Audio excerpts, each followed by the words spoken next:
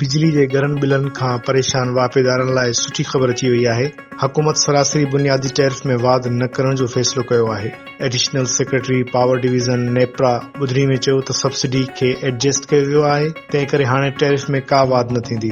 इख़्तियारिन ॿुधायो त जुलाई खां हेल ताईं एनर्जी मिक्स में फ़र्क़ु आयो आहे, जंहिं जी बुनियाद ते टैरिफ में तब्दीली न पई कई वञे। इन वक़्तु सभिनी कैटेगरियुनि जे वापेदारनि खे 629 अरब रुपयनि जी सब्सिडी ॾिनी पई वञे, जॾहिं त माली साल 2026 में माली ज़रूरतनि जो काथो 3379 अरब रुपया लॻायो वियो आहे। पावर डिवीज़न इख़्तियारिन ॿुधायो त इंडस्ट्रियल क्रॉस सब्सिडीज़ खे 225 अरबनि मां घटाए करे 102 अरब रुपया कयो वियो आहे, जॾहिं त बिजली कंपनियुनि जी नाअहलीन जो भार वापेदारनि ते न पियो विधो वञे। इख़्तियारिन मूजिबि बिलिंग सिस्टम शुरू थियण वारो आहे। रेगुलेटर खे गुज़ारिश आहे त सब्सिडी ऐं टैरिफ जे हवाले सां फ़ैसिलो जल्द कयो वञे। असां हिकु भेरो ॿीहर ॿुधाईंदा आहियूं त बिजली जे घरनि बिलनि खां परेशान वापेदारनि लाइ सुठी ख़बर साम्हूं अची वई आहे। हुकूमत सरासरी बुनियादी टैरिफ में वाध न करण जो फ़ैसिलो कयो आहे।